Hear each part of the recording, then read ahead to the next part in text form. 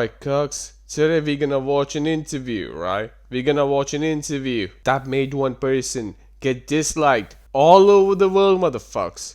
All over the world. To the point where Disney suffered a loss of more than $100 million, if I'm not wrong. Now, just a disclaimer, motherfuckers. I haven't seen Snow White. I don't know much about Snow White. Some people are gonna be like, oh, Mr. Dynamic, what? You haven't seen Snow White? You haven't seen Snow White? You haven't seen Snow White? No, I haven't, motherfuckers. You know why? Because Mr. Dynamic doesn't come from an English-speaking background. How about that? But let's see. I also haven't seen the fucking live-action remake they made, obviously. So, let's see what happens. Snow White herself! Hello, how are you first of all? I'm well. What was it like out there with everyone watching this first look? Well, hilariously, I do not know what they watched. I did not see it. We were not allowed to watch. We had to stand on our spot backstage. So it sounded like they really liked it, which is really, really exciting. I saw the title card, which looked great. I got really emotional hearing everybody's reactions to it, which was really, really incredible. And so I feel very blessed to be a part of something that seems to be very important to a lot of people, including myself. That's like the most fucking typical celebrity answer to something. I don't know what she's talking about here. Is it Snow White or is it some other movie? It might be some other movie. This interview seems a bit old. Our version of Snow White is different, and it's more of a 2022 version of Snow White. What did you mean by that? I mean, you know, the original cartoon came out in 1937, and very evidently so. There's a big focus on her love story with a guy who literally stalks her. Yeah.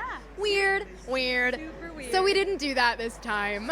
So no prince or a different kind of prince? We have a different... So I'm imagining that's something that caused a lot of outrage because people were like, oh, what? She criticized our favorite story of all time. She criticized Snow White.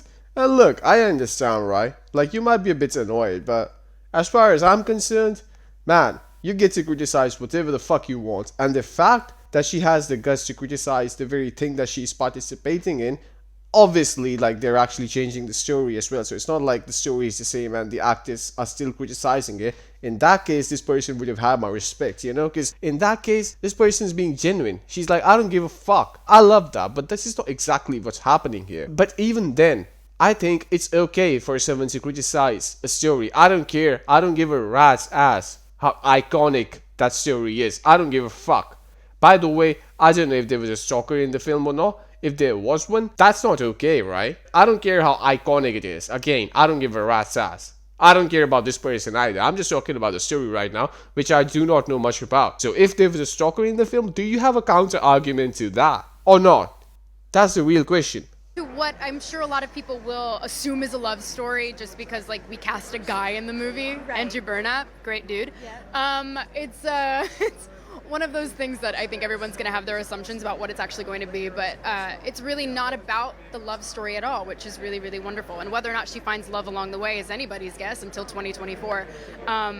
All of Andrew's scenes could get cut. Who knows? It's Hollywood, baby. But it's one of those things. So true, it's yeah. an inner journey that she goes on to find her true self, and she meets a lot of people along the way that make the journey really incredible. So she does sound a little annoying. I will agree. But that can be said about like 95% of the people on the internet, motherfuckers. What's so special here? I haven't seen anything that stands out. I just haven't. KSI is a lot more annoying than this woman.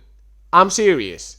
And I'm trying to fucking see something here that I haven't seen before because the outrage is something that doesn't happen every day of this nature. I'm almost wrapped, but I quickly have to ask you about the Hunger Games prequel. I am so excited for you. Thank you. What does it look like? How has it been to shoot? Did you talk to Jennifer Lawrence at all? I have not talked to Jennifer Lawrence, but if she wants to call me, we can hang out anytime. We're both Dior girlies. We both live in New York. Like, let's get together. I'm obsessed with her. I love her so much. I feel like you guys would be... I feel like we'd be really, really yes, good friends. You guys seem very similar. I really adore her, and so does everyone who worked on the Hunger Games because it's a lot of the same crew, and they all talk so highly of her. Objectively, this is the most boring interview of all time. This is the shittiest interview I have ever seen.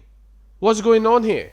most fun I've ever had on a shoot, truly. Really? Despite the subject material, I got thrown in. The first thing we shot was the games, and so I wrapped Snow White, and the next day was thrown into the Hunger Games, and so it's an incredible experience. Francis Lawrence is the OG. Everybody in the cast is wonderful, including Josh Andre Rivera. Hi, honey. Oh, is that yes? Yeah, that's my beau. Yeah, that's your Yeah. beau. How is it to work together in that capacity? Well, I mean, it's so weird to revisit that because we haven't worked together in 3 years. And when we worked together, he shot my boyfriend in a movie. And so now, he doesn't do that. So Right. what's the dynamic, What is the No, it's really wonderful. I love working with Josh. Here's my final verdict. This person's annoying. The Snow White movie is directed by Mark Webb, so I don't know really. Like, it's also produced by Disney, so that makes a difference. But Mark Webb has a good track record. He has directed some good movies in the past, some not so good movies as well, but nothing too horrible. That's my opinion, right? That's my opinion. As far as the people who are outraged by this are concerned, well, I think they have got nothing better to do. That's just that.